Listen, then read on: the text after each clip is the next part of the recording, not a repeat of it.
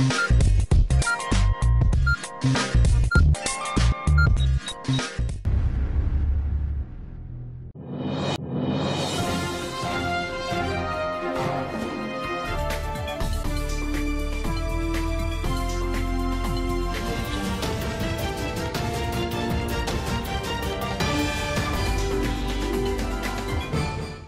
एडियन बातमीपत्राच्या सर्व प्रेक्षकांचं मी अक्षय एडियन बातमीपत्रात मनपूर्वक स्वागत करतोय। आज दिवसभरात घडलेल्या संपूर्ण घटनांचा आढावा आपल्याला घ्यायचाच आहे, परंतु त्या अगोदर नजर टाकूया आज दिवसभरात घडलेल्या काही महत्त्वाच्या आणि ठळक घडामोडींवरती। शहरातून मुलींच्या अपहरणाच्या घटनांमध्ये वाढ, मुली पळवणाऱ्या टोळी सक्रिय असल्याचा इम्तियाज जलील यांचा आरोप। स्वातंत्र्यासाठी त्याग, बलिदान दिलेल्या हुतात्म्यांचं स्मरण हे आपलं आद्य कर्तव्य, जिल्हाधिकारी दिलीप स्वामी यांचं जिल्हाधिकारी कार्यालयात हर घर तिरंगा प्रसंगी प्रतिपादन। शहरात मुली पळवून येणारी टोळी सक्रिय झाली असल्याचा आरोप एमआयएमचे प्रदेश अध्यक्ष इम्तियाज जलील यांनी पत्रकार परिषदेत केलाय। मुलींना पळवून नेऊन त्यांना विक्री केले जात असल्याचंही त्यांनी आरोपात म्हटलंय। 13 मई 2024 और वापस आई 27 जुलाई। अब 27 जुलाई मतलब अब आज के दिन 14 है। हमने जानबूझकर मतलब ये बच्ची को ज़्यादा लोड नहीं तो हमने इसको वो सीधा इंदौर से जब आई तो ये लोगों ने मेरे पास ही लेके आए। हमने बैठे पूरा बातचीत करे, उसके पूरे परिवार वालों को बुलाए, बातचीत करके हमने इसको बोले कि इसका पूरा टाइम है तो इसमें है तो एक रिलैक्स मोड के अंदर आना। फिर उसके बाद मकसद ये था, ये बच्ची को सामने लाने का मकसद ये है कि ऐसी कितनी बच्चियां हैं, हज़ारों की बात कर रहे हैं, हज़ारों की बात कर रहे हैं, तो ऐसे कौन सी गैंग ऑपरेट कर रही है जो जिसको हमको पकड़ने की ज़रूरत है। देखिए ये तो एक फैक्ट था कि बच्ची घर से निकल के गई है गुस्से की हालत के अंदर है। और ऐसे बहुत सारे केसेस है कि जो बच्चियां हैं तो छोटी छोटी वजह से तो घर से बाहर निकल जा रहे हैं। अब कितनी बच्चियां हैं तो वापस आ जा रही है और कितनी ऐसी है जो ट्रैप में फंस जा रही है।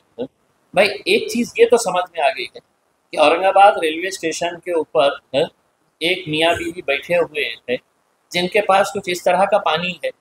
जो बच्ची दिखी, हो सकता है यहाँ पे नहीं दिखी होती तो परवनी में दिखी होती या मनमाड़ के अंदर दिखी होती, जिस ट्रेन के अंदर जहाँ पर भी दिखी होती, यानी कि वो पूरी तैयारी से मतलब वो आदमी का अगर तुम तस्वीर देखेंगे तो समझ में आ रहा है कि ये कितना। तो मैं इसको फॉरवर्ड कर वक्त का है, यानी कि मतलब कोई खामोशी के अंदर एक कुर्सी के ऊपर बैठे हुए हैं, ये बेचने वाला आदमी है। ये फोटो मैं आपको भेजता हूँ। नहीं ये फोटो ये हुई कपल है। हाँ, तो बाज़ाब्ता जब ये बेचा जा रहा है और भी लोग वहाँ पर बैठे हुए हैं और उस वक्त बाज़ाब्ता उन लोगों ने वीडियो बनाए थे, हमारे पास वीडियो नहीं है, लेकिन उस वक्त तो वीडियो बनाया गया था सौदेबाजी का कि हम 1.5 लाख रुपये दे रहे हैं। ये चीज़ वीडियो नहीं, ये फोटो है। तो पानी पिला दी तो कुछ समझ में नहीं आया। फिर मुर्गा लेके गए हम, फिर मुर्गा लेके के बाद हमको क्या बोले कि आपके घर लेके जा रहे, हमको ऐसी बोले। हमने बोले ठीक है। वहाँ लेके जाने के बाद हमको क्या बोले, यहाँ से हम चले जाएंगे, बोले तुमको लेके तुम्हारे घर बोले तुम्हारे देश छोड़ देंगे। ठीक है। फिर वहाँ से वो लोग का पैसों की बात चल रही थी तो हमने बोले हमको बेच रहे क्या? आपको बोले नहीं आपको बेच रहे नहीं, हम उनसे उधार पैसे लेते। हमने बोले अच्छा। तो फिर हम पैसे देने को फिर वो लोगों ने वीडियो स्टार्ट करे तो हमने बोले हम चले जा रहे। फिर वो लोग हमको मारे तोड़े, फिर मारे जो बेचने वाले थे वो मामा ने मारे हमको और बोले कि खामोशी से बैठ, बोले खामोश। फिर वो पानी पिला दिए। फिर वो लोगों ने सबने हमको रूम में लॉक कर दिया। फिर हमारे साथ ऐसा हुआ, फिर वो लोग चले गए मेरे को छोड़ के। वो लोग भी पैसा लिए, वो लोग चले गए। फिर मेरे साथ मतलब ज़बरदस्ती शादी कराई। फिर शादी कराने के बाद तो मतलब बहुत बुरा सलूक करते थे, रूम में लॉक कर देते थे और नशा कराते थे और बाहर से दरवाज़ा लॉक करके चले जाते थे। और फिर बाहर कौन आते थे कौन जाते थे कुछ पता भी नहीं चलता था। बहुत मारते थे, तोड़ते थे। और उनका जो बड़ा बेटा जो था तो उन्होंने उनको सलिए से मारे थे, सलिए से पीठ पे सर पे मारे थे और बहुत बुरा मारते थे। और दिन भर खाने को कुछ नहीं देते थे, पीने को भी नहीं दो। पानी का बोले तो बोलते थे कि बॉडी पे से लाओ पानी, और चाय भी, खाना तो बिल्कुल नहीं देते। नशा बहुत बियर ये जो भी रहता है नशे की चीज़ें, तो मेरे को नहीं मालूम, बस वो लाते थे और वो पानी में डाल के पिला देते थे। फिर उसके बाद कुछ समझ में ही नहीं आता। फिर छुटकारा हम फिर वो जो बड़े भाभी जो थे उनके घर में उनकी बड़ी बहू, हमने उनको बताया कि हम मुसलमान हैं और हमको हमारे घर जाना है, तो उन्होंने बोले ठीक है। बोले एक दिन पहले हमसे झगड़ा करे। तर आरक्षणाला घेऊन छत्रपती शिवाजी महाराजांनी सर्वच नेत्यांना सद्बुद्धी द्यावी यासाठी मराठा मावळा संघटनेच्या वतीने क्रांती चौक येथे लोटांगण आंदोलन करण्यात आले। यावेळी आंदोलनकर्त्यांनी माध्यमांशी बोलताना आपल्या भावना व्यक्त केल्या आहेत। आज मराठा मावळा संघटनेच्या वतीने क्रांती चौक येथे लोटांगण आंदोलन यासाठी होतं, महाराष्ट्रातील सर्वच राजकीय पक्षाच्या नेत्यांची बुद्धी भ्रष्ट झालेली आहे, त्या बुद्धीला महाराजांनी सद्बुद्धी देव यासाठी मराठा मावळा संघटनेच्या वतीने या इथं आंदोलन करण्यात आलं। आज मनोजदादा जरांगे पाटील यांचे सर्व महाराष्ट्रभर दौरा झालेला आहे आणि अक्षरशः त्यांचे हात थरथरत असताना आज मनोजदादांनी तरी पण पुण्यामध्ये सभा घेतली। का आम्हाला हे मराठा आरक्षण देऊ शकत नाही का? फडणवीस सरकार, शरद पवार सरकार, सर्वांना आमची विनंती आहे, उद्धव ठाकरे साहेब सुद्धा, शिंदे सरकार, की आम्हाला आज 10% आरक्षण, आमचं साधं प्रमाणपत्र सुद्धा आम्हाला मिळत नाही आमच्या लेकरांना, आम्हाला ओबीसीतून आरक्षण पाहिजे। आज आम्ही या ठिकाणी क्रांती चौक या ठिकाणी आज लोटांगण आंदोलन घेतलेलं आहे की महाराज या नेत्यांना सद्बुद्धी देव आणि आमच्या मराठा समाजाला लवकरात लवकर आरक्षण मिळवून देव। त्यांचा मित्र आरक्षण घेऊन अधिकारी होतो, पण मराठा समाजातला गरीब विद्यार्थी त्याच्यावढेच मार्क घेऊन सध्या गुराखी होतो। ही जी दुःखाची भावना आहे, ती खंत आहे त्याच्या मनामध्ये आहे। त्यामुळं आज मराठा मावळा संघटनेची भूमिका आहे की छत्रपती शिवाजी महाराजांनी सर्व राजकीय पक्षांना, मग ते सत्ताधारी असो किंवा विरोधक असो, या सगळ्यांना बुद्धी देवो आणि मराठा समाजाला आरक्षण देण्यासाठी दोघांनी एकत्रित येऊन मराठा समाजाला ओबीसीमध्ये आरक्षण दिलं पाहिजे। आपल्या सगळ्याला माहिती आहे, मागच्या लोकसभेमध्ये विरोधकांनी मराठा समाजाच्या मताचा फायदा घेतला, पण मराठा आरक्षणाबद्दल काही शब्द बोलायला तयार नाही। आम्ही अनेक विरोधकांना आम्ही निवेदन दिलं, त्यांना सांगितलं की मागच्या लोकसभेमध्ये तुम्हाला मराठ्याच्या मताचा फायदा झालेला आहे, तुम्ही आता तर मराठा आरक्षणावर बोललं पाहिजे, पण कुठल्याही हरामखोरांनी आम्हाला सकारात्मक उत्तर दिलं नाही। म्हणजे आज सगळ्या राजकीय लोकांना मराठा समाजाचा फक्त वापर करायचा आहे, फक्त मराठा समाजाला कुठल्याही प्रकारची मदत किंवा आरक्षण द्यायचं नाही हे आम्हाला ओळखून आलेलं आहे। त्यामुळे आज ह्या ठिकाणी छत्रपती शिवाजी महाराजाकडे मराठा मावळा संघटनेतर्फेच्या सर्व मावळ्यांनी मिळून या ठिकाणी लोटांगण आंदोलन केलेलं आहे आणि आपण महाराजाला साकडं घातलेलं आहे।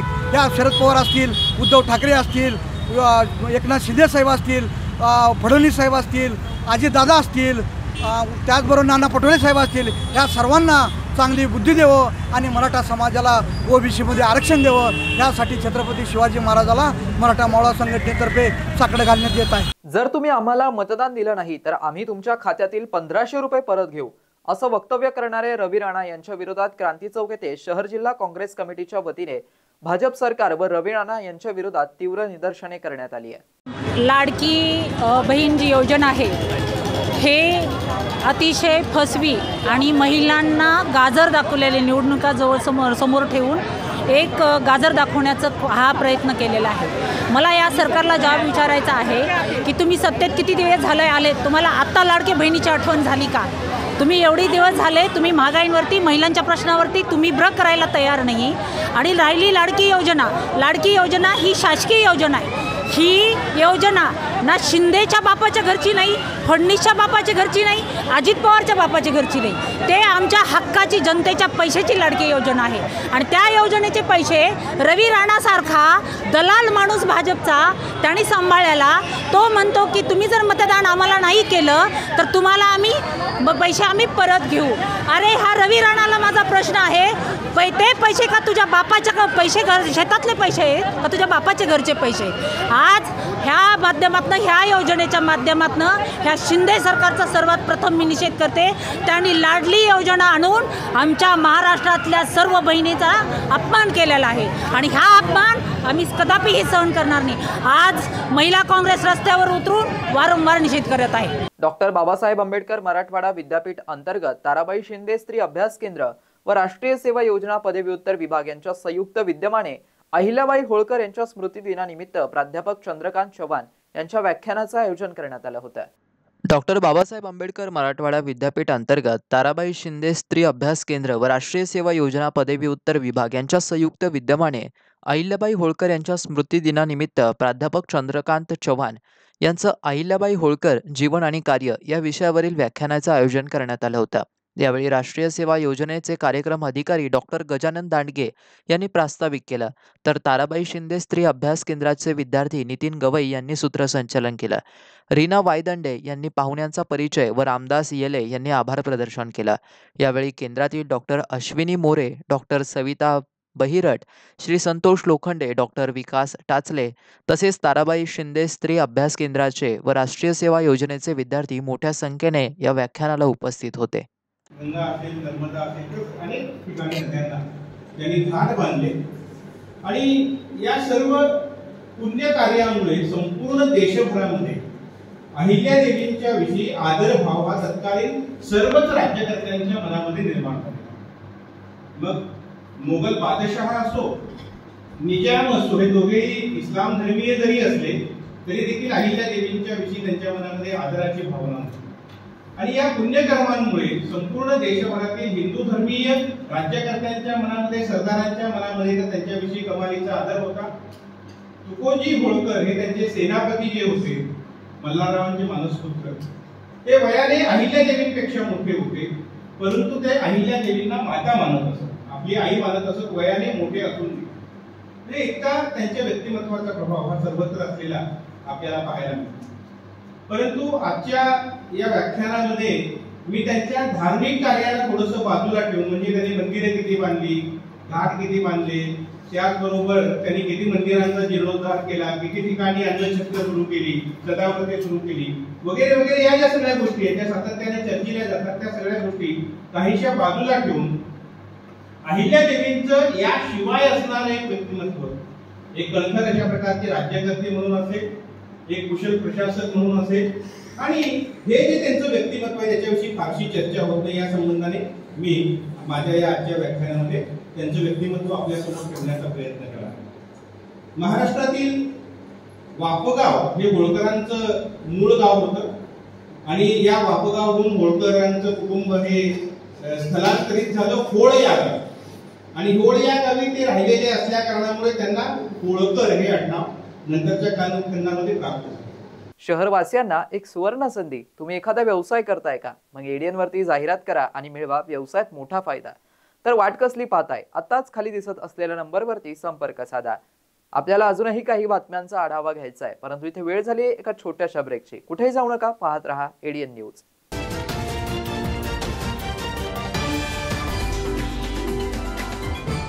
जल जीवन मिशन पूर्णत्वाला नेण्यासाठी महाराष्ट्र शासन अथक परिश्रम घेत आहे। प्रत्येक ग्रामस्थाने पाण्याचा काटकसरीने वापर केल्यास संपूर्ण गावास वर्षभर पाणी उपलब्ध होईल। आपली ग्रामपंचायत आणि सर्व ग्रामस्थांनी जे आपल्या गावातले पाण्याचे स्रोत आहेत त्याची सुरक्षा करणं आवश्यक आहे। आता सांडपाणी, कचरा पाण्यात मिसळणार नाही याची मिळून चोख व्यवस्था करायची आहे। महाराष्ट्र शासनाच्या जल जीवन मिशनचा एक भाग बनूया। आपण सगळ्यांच्या सहभागाने आता हे पाणी वाचवू, पाणी साठवू आणि शुद्ध पाणी घराघरात पोहोचवू। जलजीवन मिशन अंतर्गत आता केंद्र आणि राज्य शासनाच्या संयुक्त प्रयत्नातून गावागावातील प्रत्येक घरात नळाद्वारे प्रति व्यक्ती प्रतिदिन 55 लिटर शुद्ध पाणी पोहोचत आहे। हक्क जनसामान्यांचा शुद्ध पिण्याच्या पाण्याचा, हर घर जल योजना होईल आधार जगण्याचा। थांबली पायपीट दूरवरी, नाही हंडा डोक्यावरी, जलजीवन आले घरोघरी, माझी योजना माझी जबाबदारी, पाणी पुरवठा आणि स्वच्छता विभाग, महाराष्ट्र शासन। तर आज आपण कुठला विषय शिकणार आहोत? तर जलजीवन मिशन बद्दल कोणाकोणाला माहिती आहे? अरे वा, तू सांग। पाइपलाइन द्वारे घरोघरी नळ दिले जातात। हे नळ आल्याने काय होणार? घरोघरी स्वच्छ पाणी येते। मग त्यासाठी आपण काय केलं पाहिजे? पाणी वाचवायला पाहिजे। पाणी वाचवायला काय करावं लागेल? मग पावसाचे पाणी जमिनीत खड्डा करून साठवलं पाहिजे. बरोबर. तुम्ही सगळेजण पाळणार ना मग आपली जबाबदारी? सांगणार ना मग तुम्ही आपल्या घरी? जलजीवन मिशन अंतर्गत आता केंद्र आणि राज्य शासनाच्या संयुक्त प्रयत्नातून गावागावातील प्रत्येक घरात नळाद्वारे प्रति व्यक्ती प्रतिदिन 55 लिटर शुद्ध पाणी पोहोचत आहे.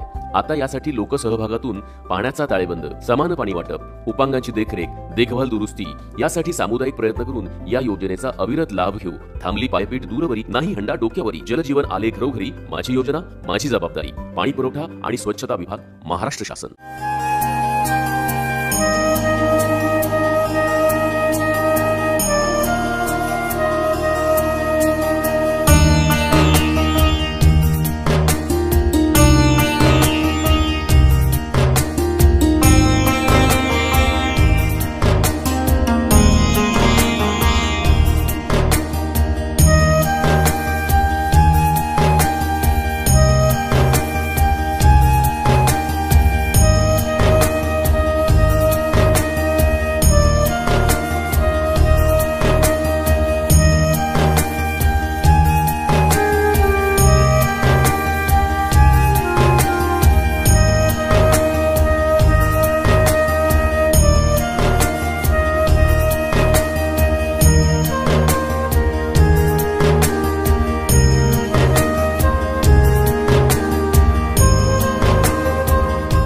केंद्र आणि महाराष्ट्र शासनाच्या जलजीवन मिशनच्या माध्यमातून आता घराघरापर्यंत नळाद्वारे शुद्ध पाणी पोहोचविण्याची मोहीम पूर्णत्वाला नेली जात आहे. या मोहिमेच्या यशस्वीतेसाठी आपल्या प्रत्येकाची जबाबदारी वाढली आहे. ही योजना सुरळीत चालण्यासाठी पंपाकरिता विजेची आवश्यकता असते. म्हणूनच आपण आपली पाणीपट्टी वेळेत भरूया. असे न केल्यास पंपाचे संचालन किंवा अन्य खर्च जसे निर्जंतुकीकरण, देखभाल दुरुस्ती आणि उपकरण व साहित्यांसाठी लागणाऱ्या निधीअभावी योजना बंद होऊ शकते. म्हणूनच आपण आपली पाणीपट्टी ग्रामपंचायतीकडे वेळेत जमा करू. आपली योजना आपली जबाबदारी. केंद्र आणि राज्य शासनानं केली योजना भारी. जलजीवन मिशननं पाणी आणलं आपल्या दारी. थांबली पायपीट दूरवरी, नाही हंडा डोक्यावरी. जलजीवन आले घरोघरी. माझी योजना माझी जबाबदारी. पाणी पुरवठा व स्वच्छता विभाग, महाराष्ट्र शासन. जलजीवन मिशन ही योजना आभारी शुद्ध पाणी पोहोचवी घरोघरी. आपण निभावू आपली जबाबदारी. वेळेत पाणीपट्टी भरण्याची घेऊ खबरदारी. निर्जंतुकीकरण अन देखभाल दुरुस्ती यातूनच होईल ना मग खर्चाची वजाबाकी. जल पुनर्भरण अन भूजल संवर्धनाची जो कास धरी. शाश्वत पाणी संचयातून भविष्य आपुले सुदृढ करी. शुद्ध पाण्यामुळे निरोगी आयुष्याची किमया न्यारी. केंद्र अन राज्य शासनाची ही योजना गुणकारी. पाणी म्हणजे जीवन. पाणी हे संजीवन. आयुष्य बहरेल घराघरात. मिशन जलजीवन. थांबली पायपीट दूरवरी, नाही हंडा डोक्यावरी. जलजीवन आले घरोघरी. माझी योजना माझी जबाबदारी. पाणी पुरवठा व स्वच्छता विभाग, महाराष्ट्र शासन. अनेकांच्या मनात स्वप्न असते की देशाची सेवा करायची, परंतु काही लोकच योग्य प्रशिक्षण घेऊन ते वास्तवात पूर्ण करतात. वास्तविक सैनिक बनणे सोपं काम नाही, कारण प्रशिक्षणाच्या मैदानापासून ते युद्धाच्या रणांगणापर्यंत प्रत्येक क्षण संघर्षमय असतो. फक्त जो इमानदार, समजूतदार असेल आणि ज्याची इच्छाशक्ती प्रबळ असेल असाच व्यक्ती या क्षेत्रात टिकू शकतो. प्रत्येक वर्षी अनेक परीक्षार्थ्यांना यश प्राप्त होते, ते फक्त आणि फक्त गरुडचे पगाडणे. पंख आम्ही देतो, उंच भरारी तुम्ही घ्या.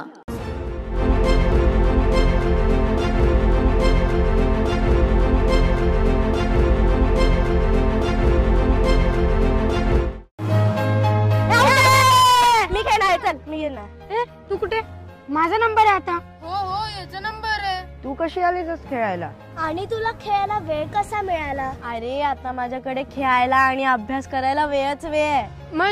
म्हणजे मला रोज आई बरोबर पाणी आणायला दूर जावं लागायचं. त्यामुळे तुमच्यासोबत खेळायला मला वेळच नाही मिळायचा. कधी कधी तर माझी शाळा पण बुडायची. मग आज वेळ कसा मिळाला? कारण आता आमच्या घरी नळ आलाय, त्यामुळे पाणी आणायला दूर जावं लागतच नाही, त्यामुळे सगळीकडे चांगलं पाणी मिळतंय. मी खेळू ना. हिच्यानंतर माझा नंबर. हा केंद्र आणि महाराष्ट्र शासनाच्या जलजीवन मिशनमुळे महाराष्ट्रातील प्रत्येक घरी प्रतिदिन प्रति व्यक्ती 55 लिटर शुद्ध पाणी पोहोचवलं जात आहे.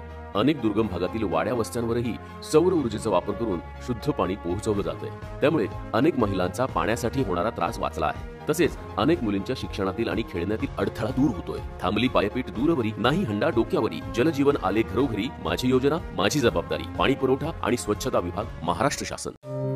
सलाम सरपंच. अरे सलाम युसुफ भाई, काय म्हणतो बा? मी काय ऐकलंय बाबा, तुम्ही जे गावात पाईपलाईन नळ लावून देणार आहे त्याचे पैसे घेणार आहे म्हणून. मी नाही घेणार आहे बा. मग आता तुझ्या घरात वीज येते, त्याचं तू बिल भरतो की नाही? भरतो की. अरे मग तसंच आहे ते. आता तुमच्या घरात पाईपलाईन टाकणं, त्याला नळ लावून देणं, हाच खर्च शासन आणि 10% लोकवर्गणी यातून होणार आहे. पण त्याच्या देखभाल, दुरुस्ती, पाणी सोडायचं, तो विजेचा पंप चालवा लागेल, त्याचं बिल कोण भरत? म्हणजे महिन्याभरात तुम्ही जेवढं पाणी वापराल त्याचं फक्त बिल भरायचं आहे तुम्हाला, बस. याच्यात आपलाच फायदा आहे ना का? म्हणजे आपलं घर, शाळा, सगळीकडे साफ आणि स्वच्छ पाणी येईल. असं का? म्हणजे पाणी जेवढं पाहिजे तेवढंच वापरायचं, म्हणजे आपलं बिल पण कमी येईल ना. आता समजलं मला. येतो मी. जलजीवन मिशन अंतर्गत आता केंद्र आणि राज्य शासनाच्या संयुक्त प्रयत्नातून गावागावातील प्रत्येक घरात नळाद्वारे प्रतिदिन प्रति व्यक्ती 55 लिटर शुद्ध पाणी पोहोचत आहे. थांबली पायपीट दूरवरी, नाही हंडा डोक्यावरी, जलजीवन आले घरोघरी, माझी योजना माझी जबाबदारी, पाणी पुरवठा व स्वच्छता विभाग, महाराष्ट्र शासन. मस्त मास्क पहना रहे तुम्हें. Thank you sir.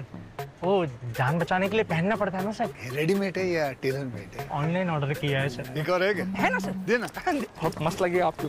ये ना सर. सर सर सर ना भाई, जान बचाने के लिए बाइक चलाते वक्त सिर्फ खोपड़े पे मास्क पहनेगा तो खोपड़े को कौन बचाएगा? समझ गया सर. हेलमेट ऑनलाइन ऑर्डर कर, वरना हमेशा के लिए ऑफलाइन हो सकता है. Okay sir. ये ले. चल हम ये भी ऑनलाइन भर दे. हेलमेट पहने, ट्रैफिक नियमों का पालन करे, जिंदगी के सफर को सुरक्षित रखे.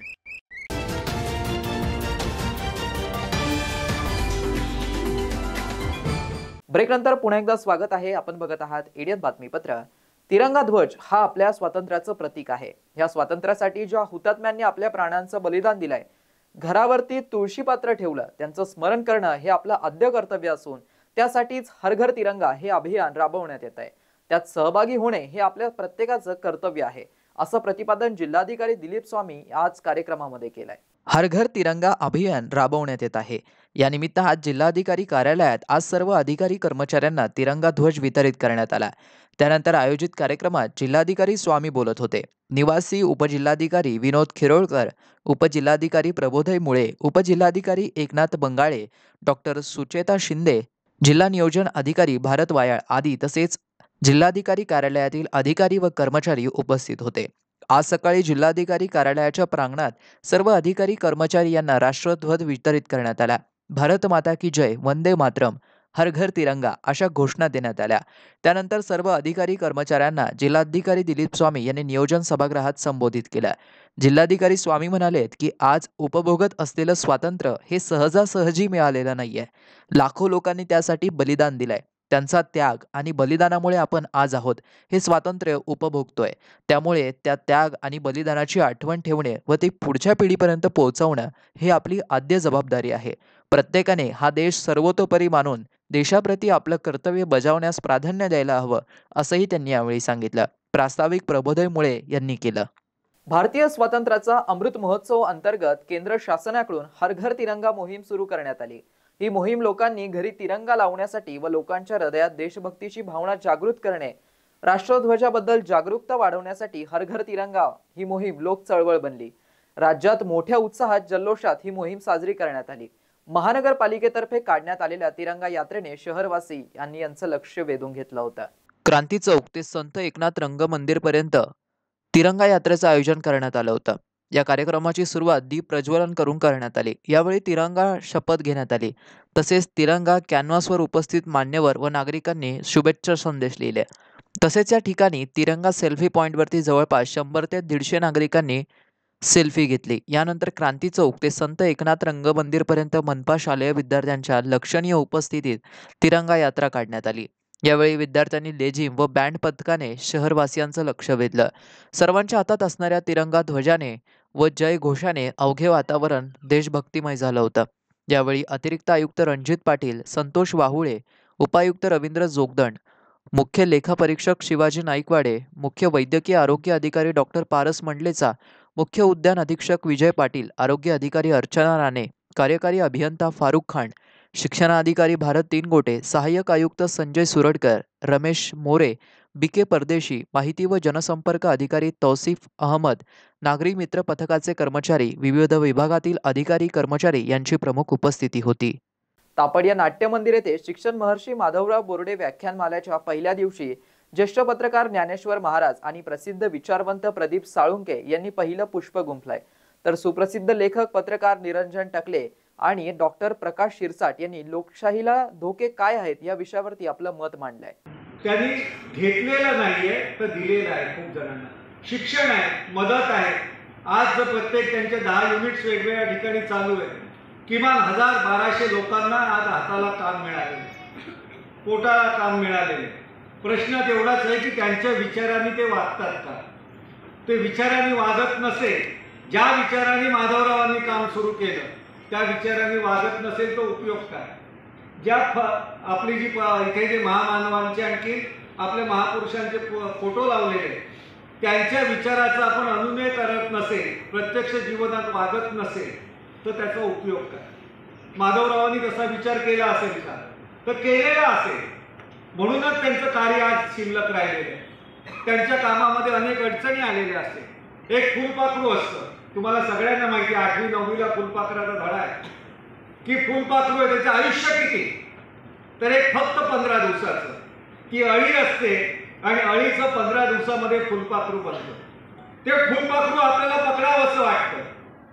रंगेबिरंगी फुलपाखरू आपल्या घरात असावं, ते टोपलीत ठेवावं, बकेटमध्ये ठेवावं, बास्केटमध्ये ठेवावं, ते पाहावं, त्याचे रंग निरखावे असं आपल्याला वाटतं. आपण ते अनेकदा पकडायला जातो पण ते फुलपाखरू आपल्या हाताला सापडत नाही. एक दिवस ते फुलपाखरू आपल्याला सापडतं आणि आपल्याला खूप आनंद होतो की आता एक फुलपाखरू अधिक जवळून मला पाहता येईल.